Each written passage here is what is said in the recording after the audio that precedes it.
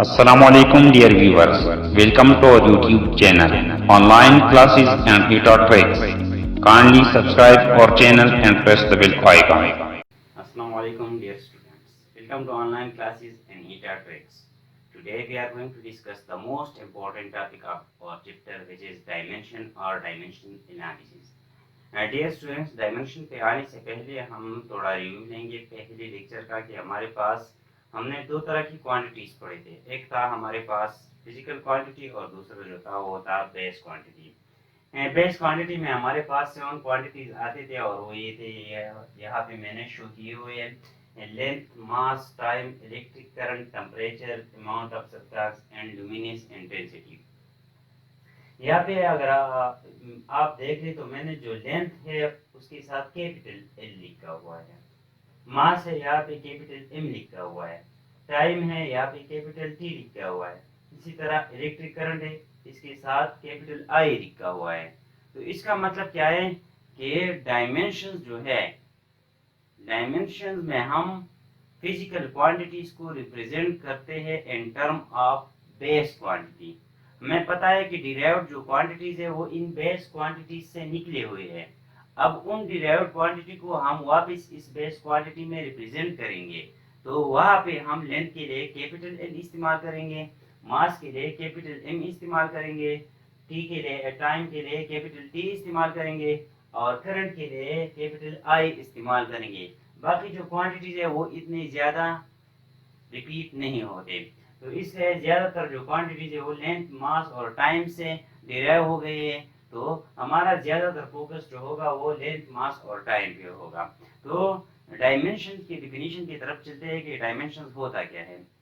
Dear students, हमने पढ़ा है कि डिराइव्ड क्वांटिटीज जो है वो बेस क्वांटिटी से हम निकालते हैं। अब इन डिराइव्ड क्वांटिटी को वापस बेस क्वांटिटी में रिप्रेजेंट करने को हम डायमेंशंस कहते हैं। मैंने डिफिनीशन लिखा हुआ है कि the representation of any physical quantity, आपके पास कोई भी फिजिकल क्वांटिटी हो और आप उसको रिप्रेजेंट करें in term of base physical quantity, base physical quantity में, तो इसको हम कहते हैं डायमेंशंस। चलो चलते हैं, एक एग्जांपल दो कर लेते हैं, आपको समझ आ जाएगा कि डायमेंशंस होते क्या है। सपोज हमें क्वेश्चन दिया गया है कि find the dimension of force. Force का जो डायमेंशन है ये फाइंड करें। तो स्टूडेंट्स, डायमेंशंस फाइंड करने के लिए आपने दो तीन बातें याद रखनी है। सबसे पहले कि आपको फार्मूला याद हो, दूसरा आपको यूनिट याद हो, और तीसरा जो है वो यहाँ पे आप आखिर में करेंगे, यूनिट्स की जगह ये क्वांटिटीज पुट करेंगे। तो चलते हैं, फोर्स का डायमेंशन फाइंड करते हैं स्टेप बाय स्टेप। सबसे पहले पॉइंट हमारे पास क्या है कि फोर्स का फार्मूला आपके पास क्या है, force is equal to M A के बराबर है। ये हो गया पहला स्टेप। ये पहला स्टेप तब तक जाएगा जब तक सारे यूनिट्स बेस न हो जाए। अब आप यूनिट्स पुट करें कि क्या ये बेस यूनिट्स है या नहीं है। अगर देखें तो मास का यूनिट क्या है, केजी, किलोग्राम, तो ये बिल्कुल मास का एसआई यूनिट है, बेस क्वांटिटी का यूनिट है। अगर एक्सीलरेशन का यूनिट देखें, एक्सीलरेशन का यूनिट क्या है, मीटर पर सेकंड स्क्वायर। तो देखिए कि मीटर जो और सेकंड जो है यहाँ पे बेस क्वांटिटीज में है, तो एक्सीलरेशन का यूनिट है मीटर पर सेकंड स्क्वायर। तो मीटर लेंथ का यूनिट है, सेकंड टाइम का यूनिट है। तो अब इसकी जगह हम यूनिट्स लिख सकते हैं। यूनिट तब लिखेंगे जब हमारे पास सारे यूनिट्स जो हैं वो बेस क्वांटिटीज के यूनिट आ जाए। तो यहाँ पे मास का जो यूनिट है वो केजी है, किलोग्राम, वो हमारे पास बेस क्वांटिटी है। इस तरह एक्सीलरेशन का जो यूनिट है मीटर पर सेकंड स्क्वायर है, तो मीटर और सेकंड जो है वो बेस क्वांटिटीज है। तो यहाँ पे लिख लें dimension of F, dimension of force is equal to, mass की जगह लिख लेंगे केजी, एक्सीलरेशन की जगह लिख लेंगे मीटर पर सेकंड स्क्वायर। ये था हमारा दूसरा स्टेप।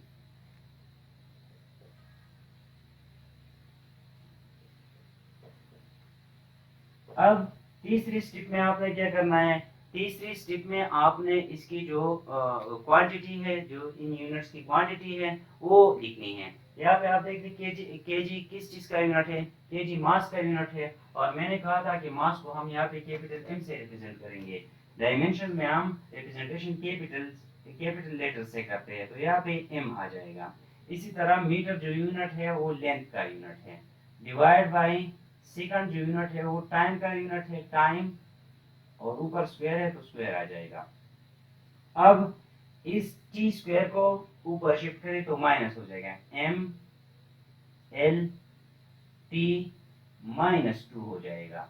और आखिर में ब्रेसेस लगा लें तो ये हमारे पास डायमेंशन ऑफ फोर्स हो गया, ये डायमेंशन ऑफ फोर्स हो गया। अब एक दूसरा एग्जांपल कर लेते हैं। सपोज आपको क्वेश्चन दिया गया है कि find the dimension of force, find the dimension of power, sorry, find the dimension of power. तो स्टेप नंबर 1 हमारे पास क्या है कि आपने याद रखना है कि इसका जो फार्मूला है वो क्या है। तो पावर बराबर होता है वर्क पर यूनिट टाइम के। अब यहाँ पे आपने दूसरा स्टेप क्या करना है, यूनिट्स पुट करने हैं। यूनिट्स तब पुट करने हैं अगर यूनिट्स जो हो वो बेस फिजिकल क्वांटिटी की यूनिट्स हो। अगर आप वर्क की यूनिट को देखें तो वर्क का यूनिट जो है जॉल है, और जॉल जो है वो हमारे पास बेस क्वांटिटीज में नहीं है। तो इसलिए हम वर्क को फर्दर सिंप्लीफाई करेंगे और बाद में जो है यूनिट्स पुट करेंगे। तो वर्क जो है वो बराबर है power is equal to F dot S divide by time, work बराबर है एफ डॉट एस की। अब यहाँ पे देखें यूनिट्स हम इस स्टेप में पुट कर सकते हैं या नहीं, आपने फिर यूनिट्स को देखना है। फोर्स का यूनिट क्या है, फोर्स का यूनिट है न्यूटन, जो हमारे पास इन यूनिट्स में नहीं है, इसलिए इसको हम फर्दर जो है वो सिंप्लीफाई करेंगे। तो क्या आ जाएगा, P इक्वल टू फोर्स की जगह एम ए लिख लें, साथ S divide by T, power आ जाएगा। अब देख लें कि क्या यहाँ पे हम यूनिट्स पुट कर सकते हैं या नहीं। मास का यूनिट है केजी, किलोग्राम जो बेस यूनिट है। एक्सीलरेशन का यूनिट क्या है, मीटर पर सेकंड स्क्वायर। मीटर और सेकंड दोनों हमारे पास बेस क्वांटिटीज की यूनिट है। मीटर लेंथ का यूनिट है और सेकंड टाइम का यूनिट है। इस तरह डिस्टेंस का यूनिट क्या है, मीटर है, जो यहाँ पे बेस क्वांटिटी का यूनिट है। टाइम का यूनिट क्या है, सेकंड, तो सेकंड को भी हम पुट कर सकते हैं, जो यहाँ पे टाइम का यूनिट है जो बेस क्वांटिटी है। तो इस स्टेप में हम यूनिट पुट कर सकते हैं। यहाँ से पहले स्टेप था, अब स्टेप नंबर 2 यहाँ से स्टार्ट होता है। स्टेप नंबर 2 क्या है, हमने यूनिट्स पुट करने हैं। मास का जो यूनिट है वो है किलोग्राम, एक्सीलरेशन का जो यूनिट है वो है मीटर पर सेकंड स्क्वायर, और डिस्टेंस का जो यूनिट है वो है metre, whole divide by time का जो यूनिट है वो है सेकंड। अब यहाँ पे आ जाएगा power is equal to, sorry, dimension of power is equal to kilogram unit है। पहले सिंप्लीफाई कर ले, बाद में हम जो क्वांटिटीज है वो पुट कर लेंगे। केजी अपनी जगह, मीटर और मीटर स्क्वायर हो जाएगा, डिवाइड बाई सेकंड स्क्वायर। अब यहाँ पे नीचे जो सेकंड है इसको ऊपर ले जाइए और मल्टीप्लाई करिए, क्योंकि नीचे डिवीजन में है। जब हम किसी नंबर को ऊपर लेके मल्टीप्लाई करते हैं तो उन नंबर्स का रेसिप्रोकल लेते हैं। अगर नंबर ज्यादा हो तो उनका रेसिप्रोकल लेते हैं। यहाँ पे सिर्फ एस है तो इसका रेसिप्रोकल लेंगे और मल्टीप्लाई कर लेंगे, 1/s आ जाएगा। इसी तरह फॉर एग्जांपल हमारे पास है 2 divide by 5, further divide by 3 divide by 2। तो हम 3 डिवाइड बाई 2 को ऊपर ले जाते हैं और मल्टीप्लाई करते हैं, तो क्या हो जाएगा, 2 डिवाइड बाई 5 मल्टीप्लाई बाई ये रेसिप्रोकल हो जाएगा, 2 डिवाइड बाई 3 आ जाएगा। इसी तरह यहाँ पे s है, s के नीचे 1 होता है, इसको मैं ऊपर ले गया तो हमारे पास s जो आ जाएगा ये 1 और s हो जाएगा। तो डायमेंशन ऑफ पावर आ जाएगा kilogram metre square divide by second square और सेकंड क्यूब। इसी तरह इसका डायमेंशन क्या आ जाएगा। अब आप जो है वो क्वांटिटीज पुट कर सकते हैं क्योंकि हमारे पास जो है सारे की यूनिट्स बेस क्वांटिटी की यूनिट आ गई। तो किलोग्राम का जो किलोग्राम किस चीज का यूनिट है, मास का यूनिट है, कैपिटल एम लिख ले। मीटर किस चीज का यूनिट है, कैपिटल एल लिख ले। लेंथ का यूनिट है कैपिटल एल लिख ले, ऊपर स्क्वायर है तो स्क्वायर भी लगा ले। इसी तरह सेकंड क्यूब, सेकंड किस चीज का यूनिट है, टाइम का, तो टी क्यूब लगा ले। यहाँ पे ब्रेसिस लगा ले क्योंकि डायमेंशन रिप्रेजेंटेशन में हम कैपिटल लेटर इस्तेमाल करते हैं और ब्रेसिस लगा लेते हैं। अब इस टी क्यूब को ऊपर ले जाए तो ये निगेटिव हो जाएगा, एम एल स्क्वायर टी के पावर -3, ये आ गया डायमेंशन। अब डियर स्टूडेंट्स एक और एग्जांपल इस पे कर लेते हैं काइनेटिक एनर्जी की, क्योंकि वहां पे कांस्टेंट आ जाता है। तो कांस्टेंट का कांसेप्ट क्या होगा डायमेंशन की केस में। सपोज हमारे पास क्वेश्चन दिया गया है कि find the dimension of kinetic energy.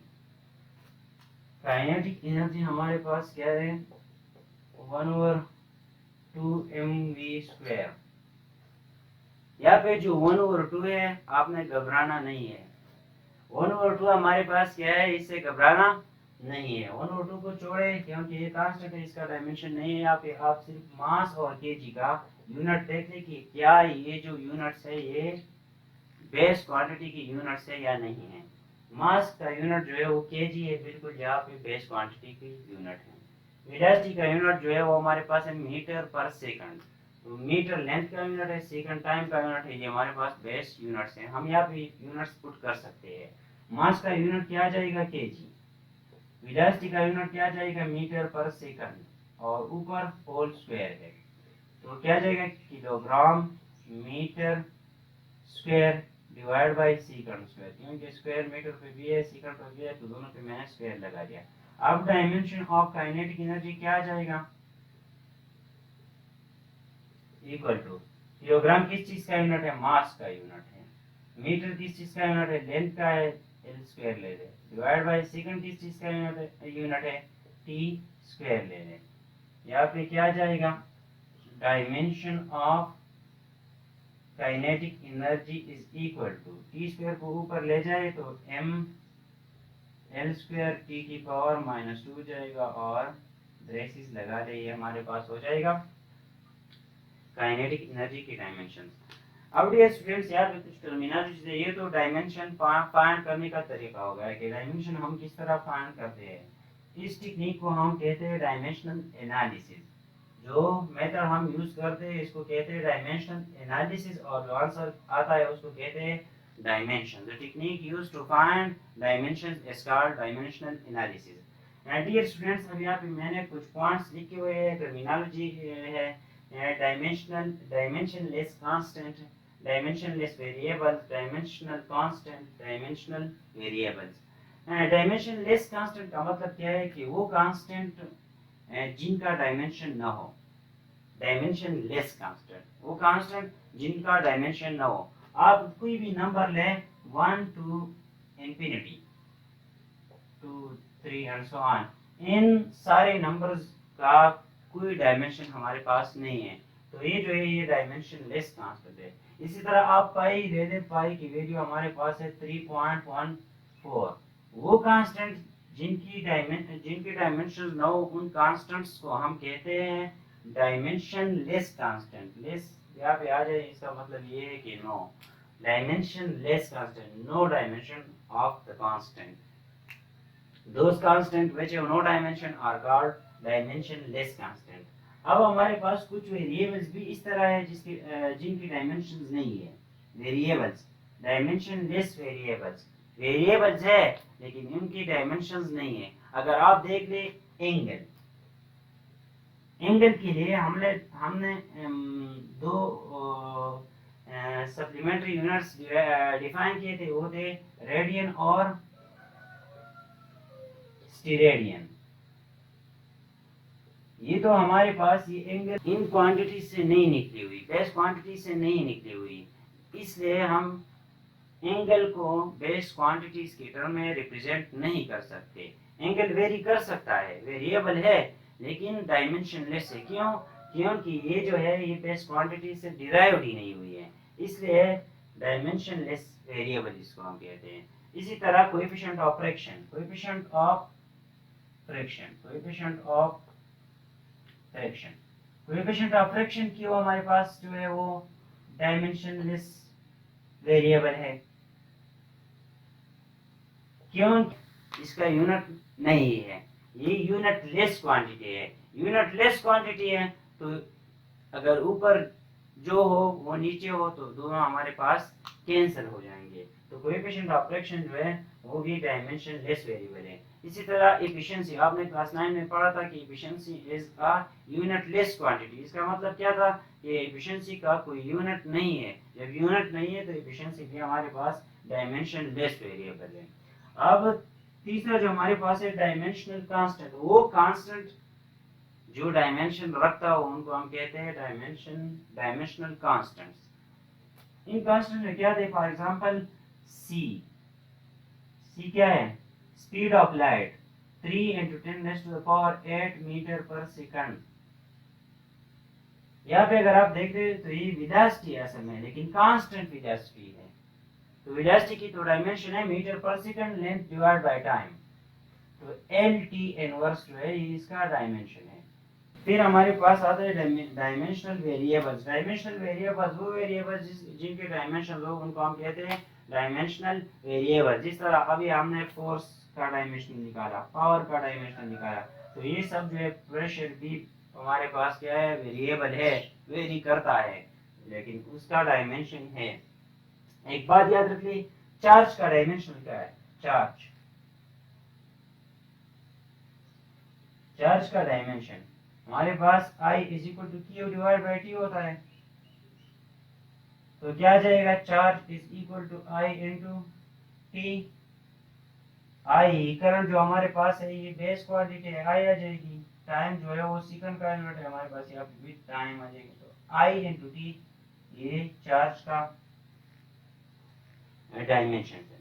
अब डियर स्टूडेंट्स, डायमेंशंस की कुछ एडवांटेजेस हैं। दो एडवांटेजेस है, बहुत ज़्यादा इम्पोर्टेंट है। अब हम वो एडवांटेजेस पढ़ने जा रहे हैं। तो यहाँ पे अगर कोई क्वेश्चन हो तो अभी कर सकते हैं या आप कमेंट बॉक्स में कर सकते हैं। अभी हमारा जो दूसरा टॉपिक इसके साथ है बिल्कुल रिलेटेड, या इसका एडवांटेजेस हम कह सकते हैं कि डायमेंशन की एडवांटेजेस जो है वो पढ़ने जा रहे हैं। तो डायमेंशन का सबसे पहला एडवांटेज हमारे पास क्या है? वो ये है कि इसके थ्रू हम होमोजेनिटी ऑफ इक्वेशन चेक करते हैं। क्या? Homogeneity of equation.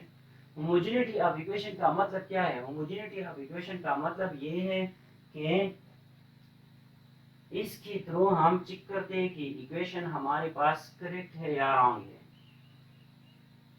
राइट है या रॉन्ग है। अब हम कुछ एग्जांपल करेंगे और देखेंगे कि ये इक्वेशन सही है या गलत है। तो सबसे पहले जो एडवांटेज है वो हमारे पास क्या है? Homogeneity of equation with the help of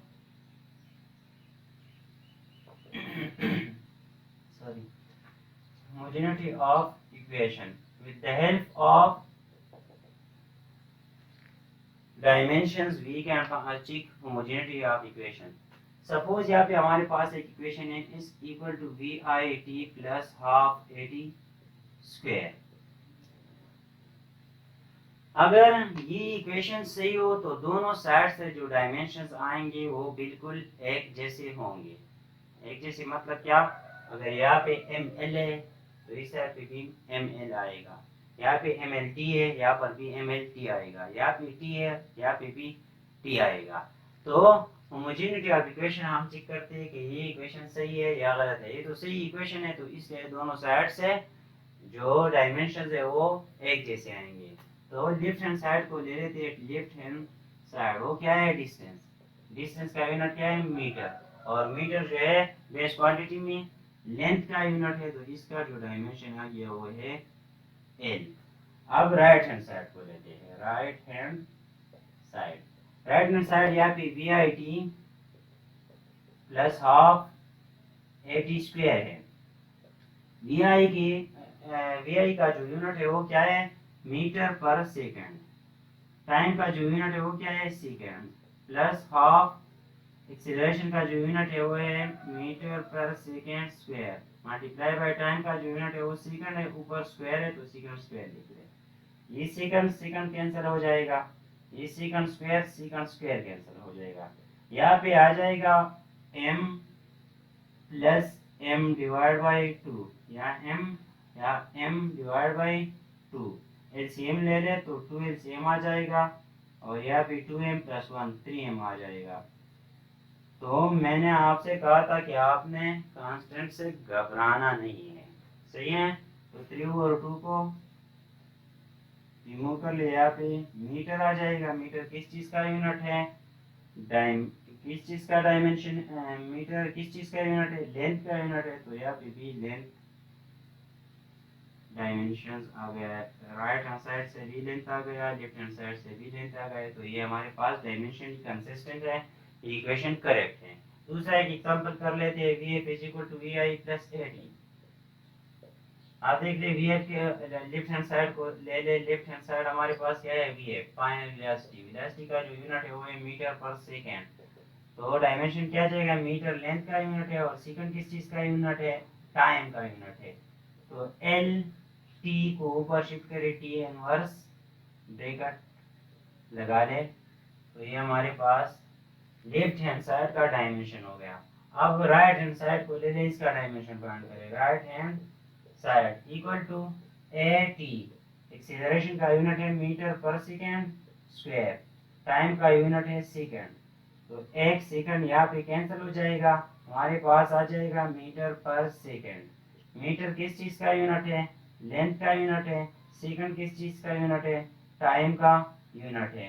तो क्या जाएगा, एल टी को ऊपर शिफ्ट करें, पावर हो जाएगा नेगेटिव एल टी इनवर्स। तो यहाँ पे लेफ्ट हैंड साइड से भी एल टी इनवर्स आ गया, राइट हैंड साइड से भी एल टी इनवर्स आ गया। इसका मतलब क्या है कि ये दोनों इक्वेशन जो है वो करेक्ट है। आप थर्ड नंबर इक्वेशन भी डायमेंशनली प्रूव कर सकते हैं कि ये सही है या गलत है। तो इक्वेशन, दूसरा एडवांटेज हमारे पास क्या है, दूसरा एडवांटेज ये है कि होमोजेनिटी डायमेंशंस के थ्रू हम फार्मूला डिराइव कर सकते हैं। फार्मूला हम डिराइव कर सकते हैं किस तरह, अब हम एग्जांपल करेंगे तो आपको समझ आ जाएंगे। With the help of dimensions we can find, with the help of dimension, advantage number 2, with the help of dimensions we can derive formula। लेकिन आपने एक बात याद रखनी है कि फार्मूला में अगर कोई कांस्टेंट हो तो वो कांस्टेंट जो है वो हम डायमेंशंस के थ्रू नहीं निकाल सकते, वो हम एक्सपेरिमेंटली निकालते हैं। बाकी जो है वो हम यहाँ से डायमेंशंस को यूज करके निकाल सकते हैं। फॉर एग्जांपल मैं टाइम पीरियड का जो फार्मूला है वो डिराइव करना चाहूँ, तो सबसे पहले आपको याद रखना चाहिए कि टाइम पीरियड किस किस चीज पे डिपेंड करता है। सपोज मैं लिखता हूँ कि टाइम पीरियड जो है वो डिपेंड करता है लेंथ ऑफ द पेंडुलम पे। दूसरा मैं लिख लेता हूँ कि टाइम पीरियड जो है वो डिपेंड करता है ग्रेविटेशनल एक्सीलरेशन पे, पावर बी। तीसरा मैं अपनी तरफ से लिख लेता हूँ कि टाइम पीरियड जो है वो मास पे भी डिपेंड करता है। मास पे डिपेंड असल में नहीं करता, लेकिन मेरे जहन में है कि सपोज मास पे डिपेंड करता है। तो ये प्रोपोर्शनलिटी 1 हो गई, ये 2 हो गई, ये प्रोपोर्शनलिटी 3 हो गई। तीनों प्रोपोर्शनलिटीज को कंबाइन कर ले, हमारे पास क्या आ जाएगा, T is equal to constant L power A G power B M power C आ जाएगा। मैंने इनको कंबाइन कर लिया और प्रोपोर्शनलिटी साइन की जगह इक्वल और कांस्टेंट लगा दिया। अब दोनों साइड पे डायमेंशंस पुट करें, तो टाइम यहाँ पे सेकंड है, यूनिट पुट करें सेकंड है कि अपनी जगह। लेंथ का जो यूनिट है वो मीटर है, मीटर पावर है। इस तरह ग्रेविटेशनल एक्सीलरेशन का जो यूनिट है वो मीटर पर सेकंड स्क्वायर है, ऊपर हमारे पास है b। इसी तरह मास जो है मास का यूनिट है केजी पावर सी। तो सेकंड इज इक्वल टू ये अपनी जगह m पावर a या पे m पावर b या पे सेकंड पावर 2b। ये b जो है m पे भी आ जाएगा, s स्क्वायर पे भी आ जाएगा, तो s2b kg पावर c। अब डियर स्टूडेंट्स अगर आप देखें तो सारी यूनिट जो है वो बेस यूनिट्स है, मीटर, मीटर, सेकंड, केजी। तो यहाँ पे क्वांटिटीज पुट करें, बेस क्वांटिटी यहाँ पे सेकंड टाइम का यूनिट है, इस साइड पे के अपनी जगह मीटर और मीटर लेंथ का यूनिट है। तो यहाँ पे दोनों को मल्टीप्लाई कर ले, लेंथ ऊपर पावर प्लस हो जाएगी, a प्लस b आ जाएगा। इसी तरह सेकंड, सेकंड टाइम का यूनिट है, इसको ऊपर शिफ्ट करें तो टाइम की पावर -2 भी आ जाएगा, क्योंकि इसको मैंने ऊपर शिफ्ट कर दिया तो पावर जो है वो माइनस हो जाएगा।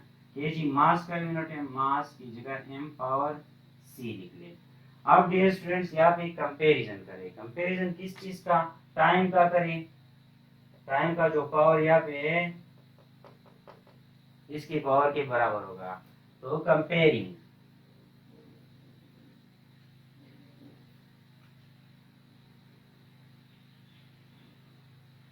कंपेयरिंग से हमारे पास यह जाएगा, अगर हम t को कंपेयर करें तो यहाँ पे पावर जो है वो 1 है, उस साइड पे जो t का पावर है वो है -2b is equal to -2b। तो b की वैल्यू क्या आ जाएगी, 1 डिवाइड बाई 2 -1 डिवाइड बाई 2, क्योंकि यहाँ पे माइनस है, ये b की वैल्यू आ जाएगी, b की वैल्यू आ गई -1 डिवाइड बाई 2। अब यहाँ पे आप ये तो हमने t को कंपेयर कर लिया, अब कंपेयर करिए l को। तो l के ऊपर पावर यहाँ पे a प्लस b है, उस साइड पे जो पावर है वो l हमारे पास मौजूद नहीं है। इसका मतलब क्या है कि l पावर 0 है, l पावर 0। तो हम लिख सकते हैं a is equal to -b, a is equal to minus, अपनी जगह b की वैल्यू हमने निकाली हुई है वो है -1/2। तो a की जो वैल्यू है वो आ जाएगी 1/2। अब यहाँ पे फार्मूला जो है a की वैल्यू निकली, b की वैल्यू निकली, अब हमने c की वैल्यू निकालनी है। तो इसको b कंपेयर कर ले, m को कंपेयर कर ले। यहाँ पे m का जो पावर है वो है c और उस साइड पे m नहीं है, इसका मतलब है m का पावर इस साइड पे 0 है। तो सारी जो a b c हमारे पास अननोन थे वो हमने निकाले हैं। अब इस मेन इक्वेशन में पुट कर ले, ये हमारे पास मेन इक्वेशन है, जो प्रोपोर्शनलिटी आपने कंबाइन की हुई है वो हमारे पास मेन इक्वेशन है। तो स्टेरिक इक्वेशन इंप्लाइज दैट, स्टेरिक इक्वेशन से क्या जाएगा, time period is equal to K L power, L power A की वैल्यू क्या है, ए की वैल्यू है 1/2 एल, फिर जी पावर, जी की वैल्यू क्या है बी, बी की वैल्यू, जी के ऊपर बी है, बी की वैल्यू क्या है -1/2। फिर क्या है m, m की पावर c, c की वैल्यू क्या है 0, तो m पावर 0 क्या जाएगा हमारे पास, time period is equal to K L power 1/2 g power -1/2 और m power 0 is equal to 1। अब क्या जाएगा, time period is equal to K L power 1/2, g power -1/2 को नीचे शिफ्ट करें तो पावर प्लस हो जाएगा, g की पावर 1/2। अब t is equal to K L divide by G whole power 1/2, 1/2 इस पे भी है, इस पे भी है, मैंने होल पावर लिख लिया।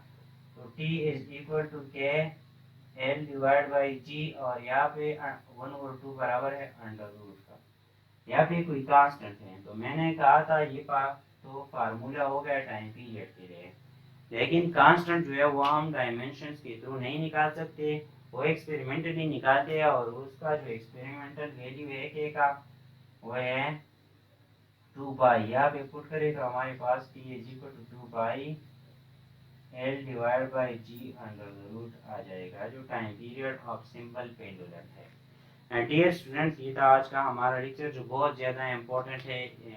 इस लेक्चर से ईटा में और पेपर में ज़रूर क्वेश्चन आते हैं। अगर यहाँ तक कोई पॉइंट समझ नहीं आया हो तो आप ज़रूर पूछ सकते हैं कमेंट बॉक्स में या मैसेंजर में। Thank you all.